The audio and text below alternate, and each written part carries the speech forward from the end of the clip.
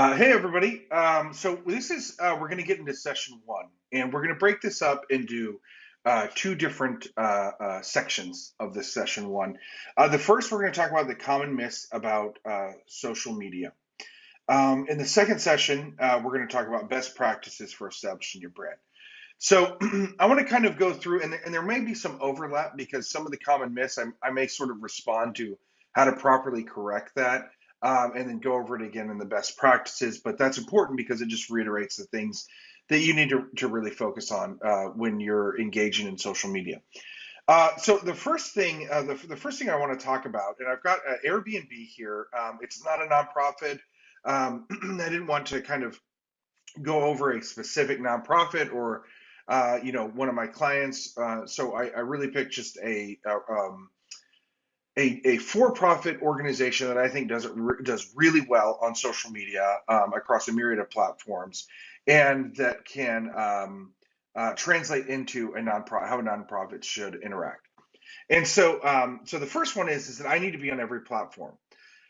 This is a myth, but it's a little bit of a myth, and let me explain that. So it is you should probably engage on every platform. You are definitely going to favor some platforms over others. There are going to be some platforms that really connect with your audience. So you may see a ton of growth on Facebook, and then Instagram, you really suffer. And there might be very real reasons for that. For instance, your specific age demographic might be 45 to 65 plus, whereas Instagram is maybe, the 18 to 35 range. So they're outside of your demographic. So expecting growth there or demanding growth there even is probably not going to be a solid benchmark for your organization. And it's going to really be, you're not going to get the results that you expect. So understanding and going into that, I think, is really important. So first of all, I kind of want to go through, so you need to publish content on every platform, especially the big four, which I'm going to cover today: Facebook, Instagram, Twitter, and YouTube. So I want you to think about what going through and publishing on every single platform. But that doesn't mean that one of those or every single one of those platforms is going to deliver you a substantial result, or that it is going to be your sort of go-to platform. You should definitely understand and know your go-to platform. So the second common myth is that I can publish the same posts on every platform. Again, this isn't clear cut because it's not a sense of saying that you cannot post the same thing on every platform. What I think I'm really trying to say here is that you have to understand that each platform is uniquely different. And so in this, I want to go through and look at Airbnb's social media, go through each platform, and kind of connect some things for you here. So the first of all is they're running this athlete campaign. Now, if you go through, you see that it's their top post here on their Airbnb Facebook page. And going to Instagram, you scroll up here and you have it presented here in a myriad of ways, and several different posts. And if you go on to Twitter, you don't really see it at all. So you can scroll down a bit and you're not going to see it. And then if you actually go into their YouTube page, it is their banner here. So you see that they're understanding what they want to do on each platform, and they don't actually require uniformity because they understand their brand and they understand that they're within brand, and so they're very comfortable doing that in that specific campaign. So that's one thing I want you to take notice of. The second one is that if I scroll down here, this is World Book Day, April 23rd. They posted this, and they're asking something. Check out the comments below for different ways to celebrate or book one now. So this is different online experiences. And they show a person here reading a book. So they're connecting an actual person in a location that is unique, which furthers their brand, on a specific thing that people might care about, which is World Book Day. Now, if I go over to Airbnb, I can actually, I'm sorry, their Instagram, Airbnb's Instagram page, and I scroll down, I see the same image again, and let me get down to it here. And in honor of World Book Day, we host have crafted new, literally inspired online experiences for the bibliophiles at home. It is the same image. It is the same sort of, element here of promoting World Book Day. But what they're actually doing is they're connecting people in a different way because they believe that their Instagram audiences are going to like this idea better than their Facebook audiences, where they're actually asking people to comment. They're not asking people to comment here on Instagram. They're asking you to go to a link where they're offering value. Okay, so like though it's the same campaign, totally different ask on each different platform. And it's important to note that Airbnb has probably, and I do not work with them or for them, so I don't know why they made that ask, but my guess is that they've done some testing and they understand what it is that their Instagram audience wants and what it is that their Facebook audience wants. I went to or Twitter here, and I don't see the world book day at all. But I do want to quickly go over how they're using Twitter because it is unique of the three sort of like post platforms: Twitter, Instagram, and Facebook.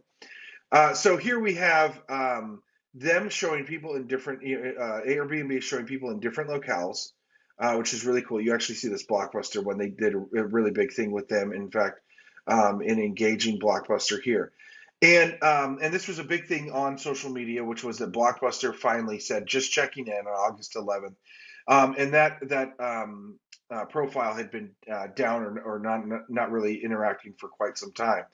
Airbnb really took the chance to jump on that and engage and push people towards this Blockbuster, which is actually now an Airbnb that you can rent in, I guess, Bend, Oregon. So there's a couple of things here that are kind of cool. The other thing is that like this, I really loved this post, which was the bathtub edition. Which one would you like to relax in this weekend? And they give some really like unique tubs that people might find relaxing, might want to go there. And the thing here is that like these locales are probably priced out of most people's budget, right? Or they might be in really like unique locations. This looks sort of jungle-esque. You look here at some sort of beach location. This modern look with all the greenery, obviously a unique location, and then this looks like an incredibly nice house. The question is that I can't probably afford any one of these things, and most of their users can't. But the reason that they're doing this is they're trying to make someone think about getting out of their house and going somewhere that's relaxing. And they're achieving that because I'm looking at these saying, I want to go there. Well, maybe I can't go there, but I can go somewhere.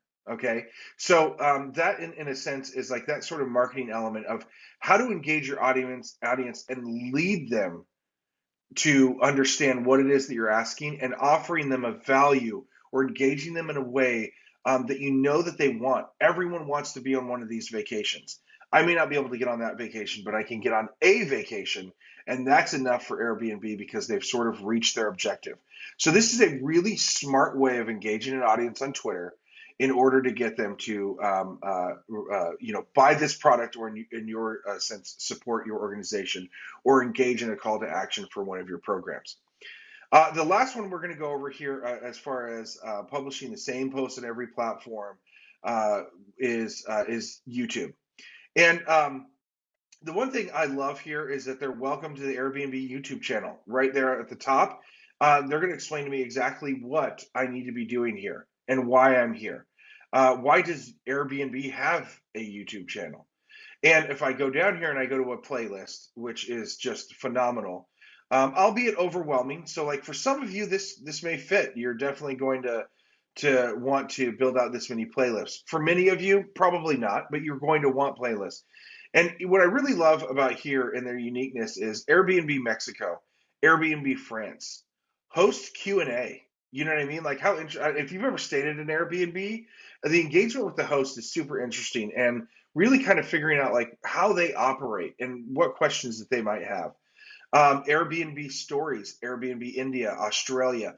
If I'm going to Italy, I want to click here and I want to check out what Airbnb Italy actually looks like before I go and I start booking a hotel. I'm sorry, an Airbnb. Here we have some product announcements, whatever the case may be. They really have created mini stories, and that's how they think of their playlist. What is this mini story that we're trying to tell? Well, for Airbnb France, for instance, they're trying to tell the story of what it is like to be in France and why you want to book with Airbnb there. For the host Q&A, they're trying to help hosts understand and get answers to frequently asked questions. Airbnb guest tips. Maybe you're nervous about going to Airbnb and you want to look at that and you said, man, I've never actually booked an Airbnb. I think it's weird to go to somebody else's house. They're normalizing it. They're answering your questions, and they're basically using each playlist to tell a singular story that they want you to understand. I am not an Airbnb host. Host Q&A is not going to relate to me. Airbnb understands that. They don't care that it doesn't relate to me. It relates to somebody. So don't look at your playlist as the catch-all that you want to engage everybody in your audience. Tell the story for those individuals that you want to reach. And in this instance, it's going to be the hosts and the guests, and understanding and becoming comfortable with Airbnb brand and their product.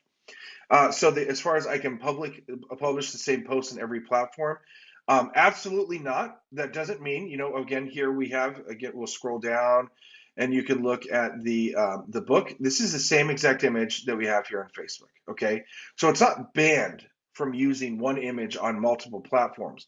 What I'm trying to say is that instead of creating one specific call to action, one image, or creating one bit of information, I mean, even this World Book Day, our hosts, right? And then you go here and you click on it, and it's in honor of World Book Day. A completely different text because they understand that their audience is going to engage in a different way. So I think that this is actually a really cool way to see you're not prohibited from posting the same thing on multiple platforms.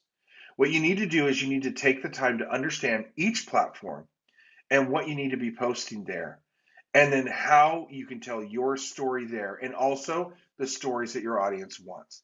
So covering those four things is going to be really important into improving the content for your page, and also debunks the myth that you can publish the same post on every single platform.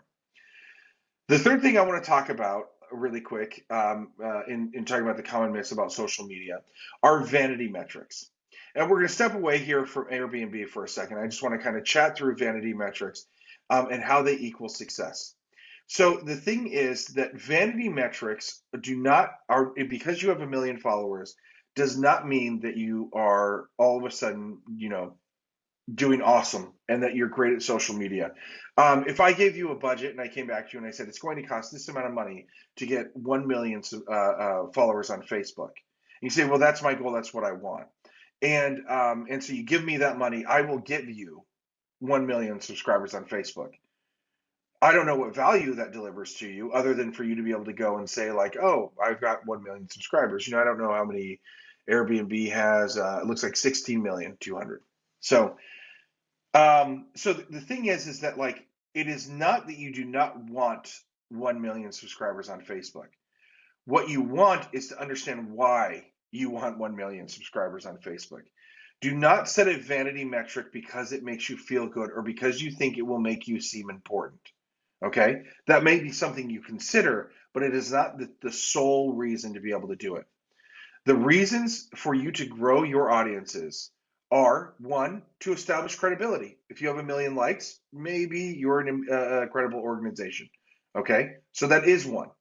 The second one is you want to be able to get your audience to do things. You want to have calls to action. You want to engage with audiences, okay? So you want people to take action. One of those actions might be to support you. One of them may be to hit the streets. We're getting into a political world in the November 2020 election.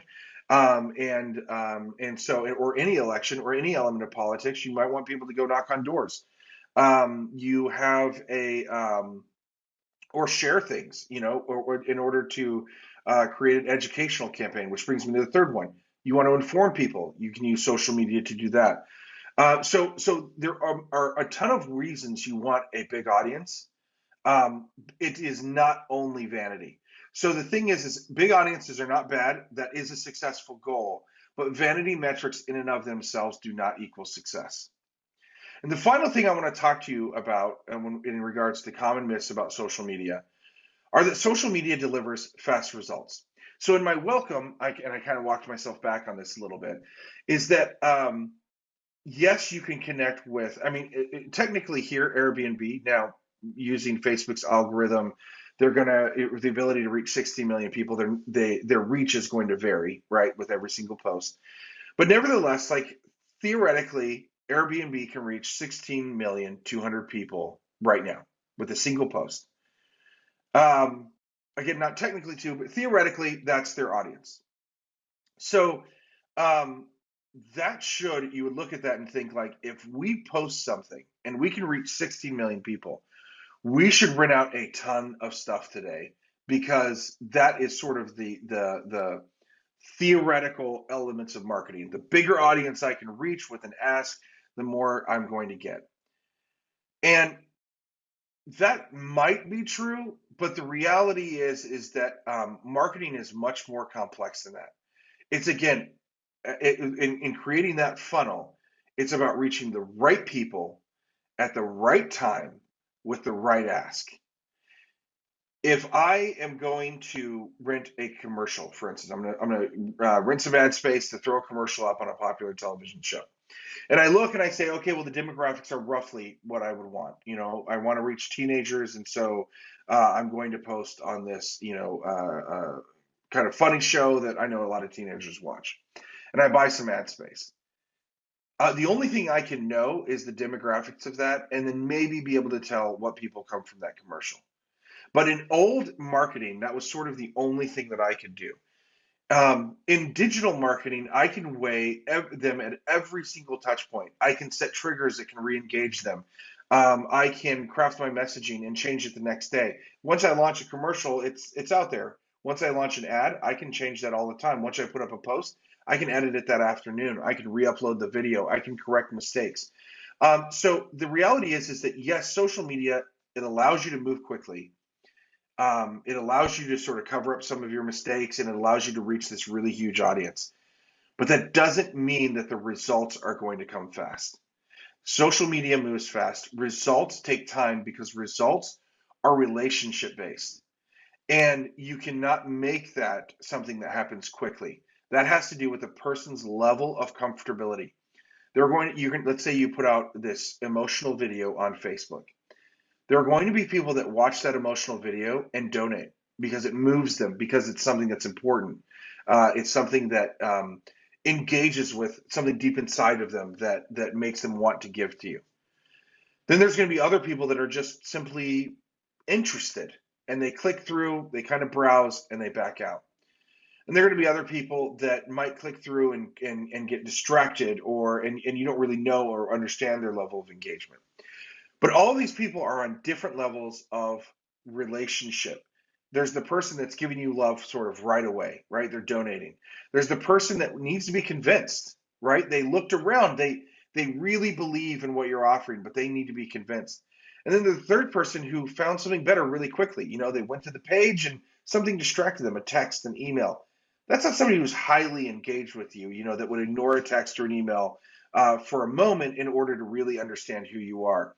And they're going to take a lot longer to come around and get to that first group that really just gave you love right away. So people in relationships exist on a spectrum. And so you have to understand that if you're sitting here looking at fast results, sometimes it is not quite as simple as saying, I'm going to build up this huge audience so that I can expect fast results. You build up the huge audience because it's easy to like a page. That's a really small entry point into an organization, into a relationship, right? Super easy ask. But you take that and you use your social media in order to build a relationship with that audience. That takes time. That's a grind.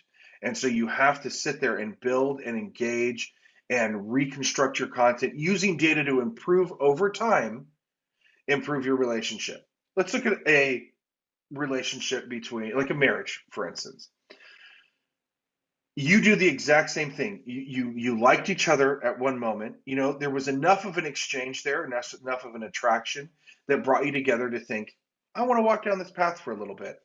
Eventually, you start to build that relationship and you get into a marriage. But the whole point of from the point that you meet to the point where you get married and you say, I'm here for life, you are yourself collecting data.